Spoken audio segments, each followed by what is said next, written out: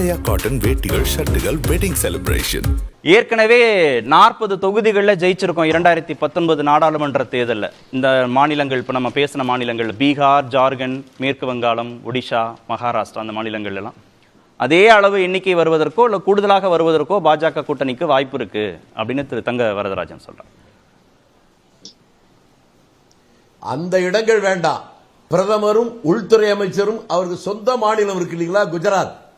அந்த குஜராத்ல போன தடவை 100க்கு 100 ஜெயிச்சீங்க. பாதியாவது வெற்றி பெற முடியுமா சொல்லுங்க. ராஜஸ்தான்ல 100க்கு 100 ஜெயிச்சீங்க. பாதியாவது வருமா சொல்லுங்க. உத்தரப்பிரதேசத்துல 63, 64 இடங்கள்ல ஜெயிச்சீங்க. இப்ப 24, 25 வருமானு சொல்லுங்க. யதார்த்தத்தை தெரியாமல் நம்ம பாட்டுக்கு பேசிட்டு இருப்பதில் ஒரு பயனும் இல்லை. அவர்கள் ஏற்கனவே இருந்த இடத்தில் இழந்திருக்கிறார்கள், இழக்க போகிறார்கள். புதிதாக பிடிப்பதற்கு ஒண்ணும் இல்ல. ஏன் இழக்கணும்? ஏன் இழக்கணும்? இழக்கணுங்கிறதுக்கான காரணம் நான் என்ன சொல்றேங்க, உங்க வீட்டுல மட்டும்தான் ஒரு சிலிண்டர் 1100 ரூபாய்க்கு வாங்குறீங்களா? அந்த ஊர்லயும் வாங்குறாங்கல்ல. நீங்க மட்டும்தான் காருக்கோ பெட்ரோல் போடும்போது 110 ரூபாய் பெட்ரோல் போடுறீங்களா? அவங்களும் தானே வாங்குறாங்க. மக்கள் பாதிக்கப்படுவது எல்லா மாநிலத்திலும் பாதிக்கப்படுகிறாங்க. அவரவர்கள் சந்திக்கிற பிரச்சனைகளை வைத்துக் கொண்டுதான் அவன் முடிவெடுப்பான். கட்சியில உறுப்பினராக இருக்கிற வேணா கட்சிக்காக பேசிட்டு இருக்கலாம். பொதுமக்கள் அவர்களுக்கு எது நல்லதோ எது பாதிப்போ அதை வைத்துக் கொண்டுதான் முடிவெடுப்பாங்க. நாடு முழுவதும் ஏழை எளிய மக்கள் படுற பாடு கொஞ்சம் நஞ்சம் இல்லை. நண்பர் சொன்னாரு புதிதாக வேலை வாய்ப்பு அதிகம் வந்திருக்குன்னு சொன்னாரு. இந்தியாவில் கடந்த 10 ஆண்டுகள்ல வேலை வாய்ப்பு லட்சக்கணக்கான கோடிக்கணக்கான இளைஞர்கள் வேலை இல்லாமல் தவிச்சுக்கிட்டு இருக்கிறாங்க. ஏற்கனவே ரயில்வேல மட்டுமே பல லட்சம் காலி இடப்பணிகள் இருக்கிறது, அது நிரப்பப்படவே இல்லை. இதெல்லாம் நாம் புரிந்து வேலை வாய்ப்பு இல்லைன்னு அக்கறைப்படுறீங்க, இளைஞர்கள் கஷ்டப்படுறாங்க அப்படின்னும் கண்ணீர் சிந்துறீங்க ஒரு பக்கத்துல. இன்னொரு பக்கத்துல முதலீட்டாளர்கள் வரவிடாம நீங்க மாவோயிஸ்ட் துணிலையும் பேசுறீங்க. அப்புறம் எப்படி இன்வெஸ்ட்மெண்ட் வரும், எப்படி வேலை வாய்ப்பு பெருகும்? ரெண்டையும் நீங்களே பண்ணிக்கிறீங்க, ரெண்டையுமே நீங்களே செஞ்சுக்கிறீங்க. சரி, நான் இப்படி சொன்னாதான் உங்களுக்கு புரியும். சரிங்க, நான் சொல்லிடுறேன்.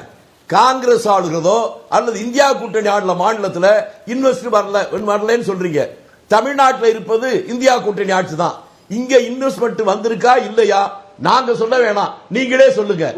அவர்கள் ஆளுகின்ற 100% மத்தியிலும் மாநிலத்திலும் டபுள் இன்ஜின் சர்க்கார் ஊபியில் இருக்குல்ல, குஜராத்ல இருக்குல்ல, மத்திய பிரதேசம் இருக்குல்ல, அங்கே எல்லாம் எவ்வளவு முதலீடுகள் புதிதா வந்திருக்கு அதை சொல்லுங்க. பயங்கரவாதிகள் வார்த்தை ஜாலங்கள் பேசுவது என்பது வேறு. தொழிலதிபர்களை முதலீட்டாளர்களை பயங்கரவாதிகள் மாதிரி சித்தரிக்கிறீங்க. யார சொல்றோம்? அப்ப அவங்க எப்படி இன்வெஸ்ட் பண்ணுவாங்க, அங்க வேலை வாய்ப்பை கொடுக்க முடியும்? காங்கிரஸ் ஆளக்கூடிய இந்தியா ஆளக்கூடிய மாநிலங்கள்ல தொழில் தொடங்கணும் அப்படின்னா 50 முறை யோசிப்பாங்க தொழிலதிபர்கள் சொல்றாரு பிரதமர். நீங்க ஆள்ற மாநிலத்துல எவ்வளவு இன்வெஸ்ட்மெண்ட் வச்சிருக்கு? ஏங்க நீங்க என்ன பேச விட்டாதான் தெரியும். நான் தெளிவா கேட்கிறேன். குஜராத்திலும் மத்திய பிரதேசத்திலும் உத்தரப்பிரதேசத்திலும் நீங்க தானே ஆடுறீங்க.